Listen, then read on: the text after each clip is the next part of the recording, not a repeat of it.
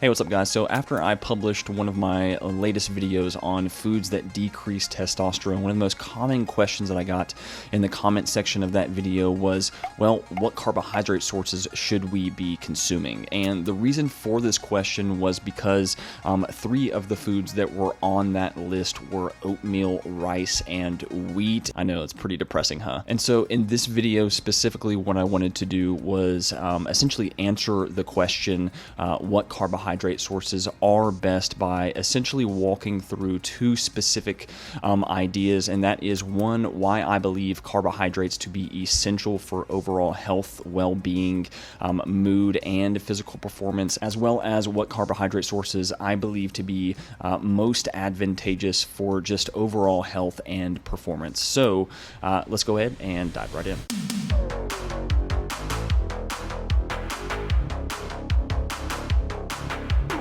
This video is sponsored by Let's Get Checked. All right, guys, so carbohydrates seem to be quite the hot button issue nowadays. Now, roughly 50 years ago, the biggest hot button issue back then was the demonization of fats. And so you had low fat this, low fat that, and that trend really lasted up until about 20 years ago, when some fairly decent research began to vindicate the effects of fat on health, and we began to kind of realize that fats weren't the Satan-loving demon that they had been created and made out to be in the first place. However, with fats somewhat being vindicated at this point, the witch hunt has somewhat turned to carbohydrates as kind of the demon that is at the root cause of the obesity crisis and chronic diseases. However, as we'll see in this video, I don't believe this to be the case either. By and large, the obesity crisis and chronic disease is largely caused by just simply eating too much food. It isn't necessarily caused by one specific nutrient or the overconsumption of one specific nutrient, but is more so caused by just the overconsumption of food just in general. When you chronically eat more food than you are using, you are going to gain weight and increase inflammatory markers. You're going to screw up your hormone profile and pretty much increase your risk of every single chronic illness. And now obviously carbohydrates are more palatable than pretty much all of your other foods, and so it makes it a whole lot more likely that you're going to overconsume those foods and thereby increase your overall food consumption and thereby overall increase your risk of obesity. However, carbohydrates are not inherently evil, and honestly I think it's a shame that we have a ton of metabolically healthy individuals walking around these days that are worried about their blood sugar levels and worried about insulin levels. Having sugar in your blood is not a bad thing. You know what else spikes your blood sugar? Waking up in the morning. You know what else spikes your blood sugar? Exercise. You want to know one of the most proven ways to reverse insulin insensitivity and insulin resistance? Exercise. So explain that one to me, Sherlock. Your body actually prefers glucose as an energy substrate, especially under periods of stress. And so it is my belief that it's not optimal for overall just health and well-being and performance to continually deprive your body of what it actually wants. Now, to kind of prove my point here, I do want to play somewhat of a thought experiment with you guys today. And a lot of people don't realize this, but your body actually requires roughly 200 grams of glucose per day to just meet basic bodily organ functions. And now this requirement does decrease by about 50% to 100 grams per day when you are in a state of full-blown ketosis. Now, it is important to note here that most individuals that are on a ketogenic diet are not in full-blown ketosis and are still utilizing some level of glucose per day. And so a rough conservative estimate here would be that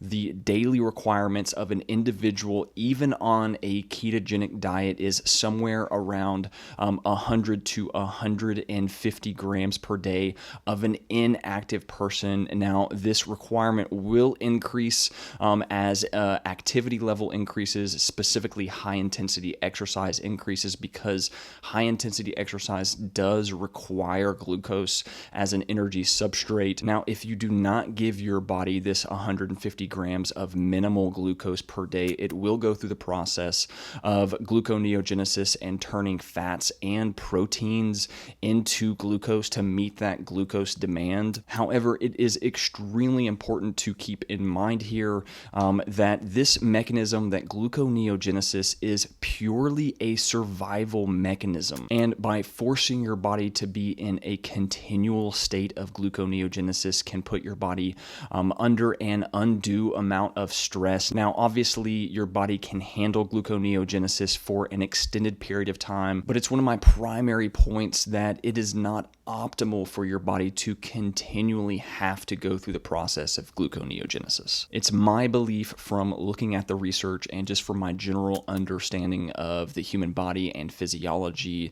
that it's best to just give your body what it wants. Now, in the short term, there are obvious benefits to a ketogenic lifestyle and a ketogenic diet and just ketosis just in general. However, again, long term, I do believe that it is best for overall health and well-being and performance to just simply give your body the glucose that it's demanding. Now, there are three primary ways that I want to go about defending this statement today, and that is one, by showing that carbohydrate consumption decreases stress levels and improves mood. Two, by showing that carbohydrates improve hormonal markers, namely thyroid hormones and testosterone. And then the third way that I want to go about defending this statement today is by showing that carbohydrates improve physical performance as well. Now, the first statement that I want to assert today in defense of the fact that your body operates best with carbohydrates in the diet is by showing that carbohydrate consumption improves mood and decreases stress. Now, specifically, carbohydrate consumption in the context of a healthy whole food diet has been shown to decrease cortisol levels, which is one of your primary stress hormones. Now, cortisol typically gets a super bad rap. However, it is important to note that cortisol is required by your body for optimal energy levels and just natural stress responses. And without it, it's impossible to even get out of the bed in the morning. However, when cortisol levels are too high for too long, it can have a detrimental effect on mood and well-being and just cause chronic stress. And what's interesting is that carbohydrates have been shown to improve mood by specifically lowering levels of chronic stress by lowering levels of cortisol. Carbs essentially signify to your body that there is enough energy in the environment, enough food to consume, prevents it from having to catabolize its own tissues for energy, and essentially just tells your body to just chill out. Now, depending on your genetics, some people do handle carbohydrate intake a little bit better than some individuals. However, rest assured that carbohydrate consumption does appear to be somewhat necessary for just overall mood balance. Now, the second point that I want to make today is that carbohydrates can improve hormonal markers, namely thyroid function and testosterone levels. Now, this study in particular showed that a low carbohydrate diet decreased thyroid hormones, similar to how a starvation diet decreases thyroid hormones. And what's interesting is that a low carbohydrate diet also appeared to induce muscle protein catabolism in order to meet essentially the glucose demand of organ tissues like the brain. Now, in this study in particular, a ketogenic diet decreased thyroid hormones so much so that the researchers actually suggested that when used as a medicinal protocol, that those on a ketogenic diet may actually require thyroid hormone replacement therapy. Now, this study also showed that overnutrition and the consumption of carbohydrates actually increased thyroid hormone production. Now, I'm well aware of the argument that when you decrease carbohydrate consumption, that you also decrease the demand for thyroid hormones, especially when you consider that thyroid hormones are primarily involved in the metabolism of glucose. And so this does seem to be somewhat of a fair argument. However, it is still extremely important to note that thyroid hormones have an extremely important role in the production of energy and the maintenance of energy production, as well as the maintenance of mood. And so it's still not exactly clear whether or not there's long-term side effects from a long-term ketogenic diet on these specific markers. Now, aside from thyroid function, low carbohydrate diets also appear to somewhat fairly and potently decrease testosterone production as well. And this study in particular showed that a low carbohydrate interventional diet actually decreased testosterone and increased cortisol. And this interventional study here showed that a moderate carbohydrate diet actually decreased stress hormones and increased testosterone. And so not only is it fairly well established that a low carbohydrate diet has detrimental effects on both thyroid function, cortisol production, as well as testosterone production, but it's also fairly well established that a moderate to high carbohydrate diet actually has the opposite effect. Now, the third point that I want to make here is that carbohydrates also appear to fairly potently improve physical performance as well. Now, this review article right here indicates that through several different mechanisms that carbohydrate intake does in fact improve overall physical performance. Now, I do think it is important to note here that if you are not doing intense training, that carbohydrates may not be that essential in your diet. However, I would argue that high intensity exercise is literally the most proven health tool that we have available to us. And so to argue in favor of a more low carbohydrate ketogenic type of fasting lifestyle over high intensity exercise, I do think is a foolish argument. Trying to avoid high intensity exercise because it does put a high demand on glucose production is not a smart plan, and really ignores all the data that we have on the health benefits of high intensity exercise. And so when it comes to exercise, one, you should definitely be engaging in high intensity exercise, and two, you should be properly fueling that exercise with carbohydrate consumption. Now, this is not to say that a ketogenic diet doesn't have its rightful place, and even fasting has its rightful place. You know, I've been one to go 10 days on water fast, and so I'm not here to throw the baby out with the bathwater. I do recognize that there is benefits to ketosis, and specifically for individuals that are not metabolically healthy, a ketogenic lifestyle and somewhat of a kind of like an intermittent fasting lifestyle may be a good approach to kind of aid in weight loss and suppress hunger and improve cognitive function and improve insulin signaling and inflammation. However, in individuals that are already metabolically healthy, I do think these benefits are somewhat overstated and moderate at best. And so for those that are already metabolically healthy, unless you are specifically trying to increase alertness and cognitive function, but very specific types of cognitive function, I just don't think that a continual ketogenic diet is something that should be deployed. Now, the next big question that I want to answer in this video, which is why a ton of you are probably here in the first place, is what types of carbohydrates are best? A lot of you guys already probably recognize the benefits of carbohydrate to overall performance and exercise. However, it is a super confusing interweb out there, and so there really just isn't a ton of good information on what types of carbohydrates are best. And so what I want to do for the rest of the time in this video is essentially just walk through the three primary categories of carbohydrate sources and then kind of do pros and cons to each of them and kind of just settle on what I believe to be the best source of carbohydrates. Now, the first carbohydrate source that I want to talk about are grains. And now I specifically mentioned this in detail in my video on foods that lower testosterone levels. And so if you're super curious about this one, I would highly recommend going and just checking out that video. However, for the sake of argument here, I will kind of walk through some of the brief reasons as to why I don't believe grains are a good source of carbohydrates. And that is one, because of just how difficult they are to digest. Your body has a really hard time digesting them, and they do tend to damage the gut and increase a lot of inflammatory markers and grains just really aren't the best source of carbohydrates. Now, the second carbohydrate source that I want to talk about that I did not talk about in my previous video is roots and tubers, and these would be things like potatoes and sweet potatoes and carrots and the like, and these are better than grains but are still not the best.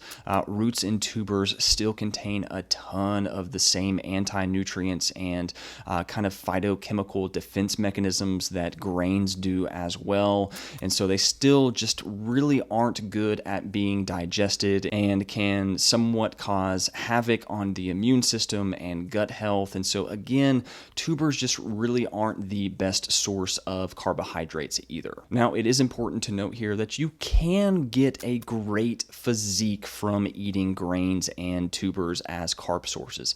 However, my primary argument here isn't necessarily that you can't attain a good physique or lose weight eating these things. My primary argument here is that they are not best for overall health, well-being, performance, or hormonal status. A lot of people find that when they eat grains and tubers in high amounts that they just feel sluggish, and a large reason for this is that the body has to divert a ton of energy to digest grains and tubers, and so again, they just aren't the best source for overall health and well-being. Now, with all of that being said, I think we have finally gotten to what I believe to be the best carbohydrate source when it comes to overall health, well-being, performance, and hormonal status, and that is fruit. Now, I would also throw honey in here, but my reasoning here is twofold. One is from more of just an anthropological perspective. Fruits appear to be the only portion of a plant that are actually meant to be eaten. Now, Dr. Paul Saladino makes a great argument for this in his book on the carnivore diet. However, if you think about it, plants do not want to be eaten. Unlike animals, animals can run away in order to prevent from being eaten by a predator. However, plants do not have this luxury, and so they have over millions of years developed chemical plant defense mechanisms in order to defend themselves against being eaten. However, there is one portion of the plant that does not have these mechanisms in them, and that is the fruit, and that is largely because the fruit is actually designed by the plant to be eaten by herbivores and omnivores. Now, plants put a lot of defense mechanisms in the roots and the seeds of that plant in order to prevent them from being eaten. However, again, the fruits are actually designed by the plant to be eaten because of the fact that they do contain seeds. And so when animals eat the fruit, they actually poop the seed out, and it actually helps the plant to germinate. And so it's actually a survival mechanism that plants have created fruits to be eaten, which is why they're usually extremely colorful and extremely tasty in order to attract animals to those fruits so that they can be eaten. Now, the second reason I believe fruits to be the most optimal carb source is that they also contain a lot of fructose. Now, this is extremely controversial, and I don't think it is extremely settled in the science yet. However, it does appear that sugar might be more beneficial to metabolism than starch and grains. Now, again, I don't think this is entirely proven yet, but again, fructose also seems to be somewhat beneficial to overall metabolism. This interventional study showed that higher fructose intake actually led to more weight loss in individuals that were consuming that fructose. And so with all things considered, I do believe fruits to be the healthiest and most advantageous carbohydrate source for overall health and performance. And a lot of you guys are probably thinking to yourself, well, Zach, what about the spiking of my blood sugar and the spiking of my insulin and all that kind of stuff? Well, it actually seems that fruits have a lower glycemic load than pretty much every single other grain source or starch source. And so if you are concerned with your glycemic load, fruits do appear to be the best carb source when it comes to controlling blood sugar as well. Now, if you're looking for natural ways to increase testosterone levels, one of the first steps is going to be actually getting a complete hormone profile done. Everyone's hormones are at a completely different place, and so there just really isn't a one-size-fits-all approach to optimizing your hormone profile.